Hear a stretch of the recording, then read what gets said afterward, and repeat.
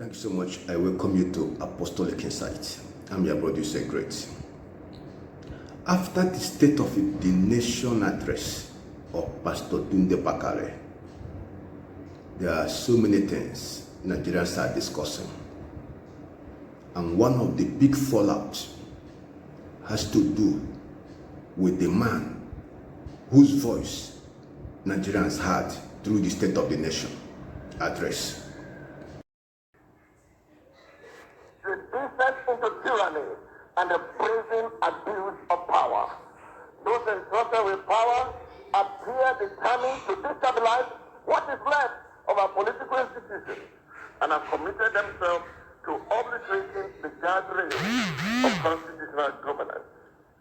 From the theater of the absurd, staged in River State, with puppets on scene controlled by directors in Abuja, to the dance of shame performed by the National Assembly in their rush to suspend the Constitution and endorse through the back door the usurpation of powers by President Bola Ahmed Tinubu from the Senate shameless beast to silence Senator Natasha Akpoti-Uduaghan for demanding that the President of the Nigerian Senate still uphold the moral standards required of that office to the uncouth outburst of an undistinguished senatorial misfit who tried in vain to silence the distinguished citizens attempting to testify on behalf of Senator Akpoti-Uduaghan.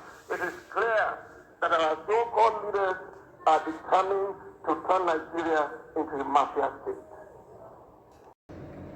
The question Nigerians are asking, had it been Bishop David Oyedepo is the one that gave the State of the Nation address, the impact would be far-reaching. Had it been Oyedepo is the one whose voice we are hearing in the State of the Nation address, why are they crying out that had it been Oyedepo is the one? You see, Nigerians are saying, Tunde Bakare, thank God for you. Thank God for all these things you are pointing out to. You are actually saying the truth. But we are in great pain that the man whose voice we are hearing is the same person that labored to bring us to this sorry state. Is the same person who willingly offered himself as a tool in the hand of the oppressor. Is the same person who compromised his high and holy calling and became unequally yoked together with a man who said they will do everything possible to make sure Sharia will go national. Bakare decided to collaborate with these people, and they succeeded in taking over power. 10 years after, Nigerians have not known peace. They said, Bakare, you are part of these people. You labored to bring them to power. You had always supported them, contrary to the provisions of the scripture that said, he that rule over men must be just, ruling in the fear of God. Bakare saw men most unjust, men most wicked, men heartless, dangerous, men that have no mental capacity to occupy leadership position. Bakare identified with them and labored, committed the resources that should be used to develop the people, build human capital. Bakare committed it in the hand of corrupt politicians.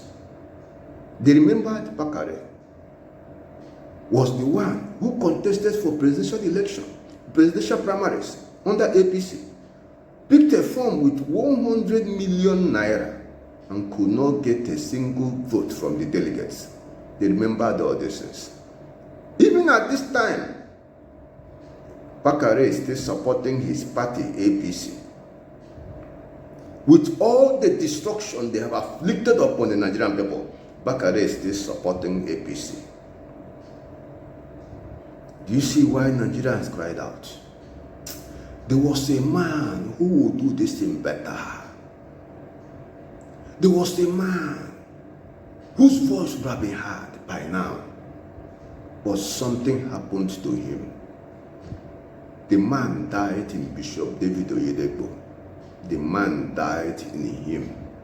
From the time he conceived the idea of the mandate that rooted out so many people, the mandate that conceived the policy that over 70 years man will remain in service, 58 will retire, 60 will retire. When he conceived that idea, which is not known to the scripture, which cannot be sanctioned by God, when he conceived it, that was when the man died in him. Consequently, the moral authority to accuse Tinubu of state capture, the moral authority to accuse Wike of being a third-term governor, it's not possible anymore. The moral authority to boldly speak truth to power flied away when the mandate came to be. These are the sad realities. Nobody can wish it away. The man died in him. If we still have the Oyedepo of yesterday that we know, by now he will be lowering. He will not take this impunity playing out in Nigeria. He will not sit back and watch, and his voice will not be heard. They said something happened. Something happened. What Bakare said is the truth. We'll thank God for what he said, but that's not the right person to say it. Had it been this is coming from Bishop David Oyedepo, the kingdom of darkness will collect. They will feel it. They will feel it. The impact will be devastating. But lo and behold, we lost him. The man died in him. It's not easy again to boldly face the oppressors of the Nigerian people and challenge them, because they too have something they will say. They do have something they will say against the same person. As Nigerians are saying, Bakare, we thank God for what you are saying. We are saying the truth. But lo and behold, Bakare, you labor to bring us to this sorry state.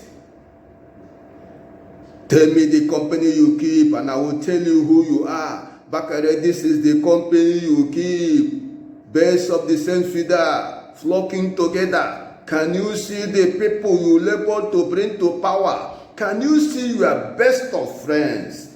Bakare, can you see it? Can you see where we are now? Bakare, you brought us to this sorry state. Hunger killing people, hardship killing Nigerians, insecurity everywhere. Things are falling apart. Bakare, you offered yourself as a willing tool.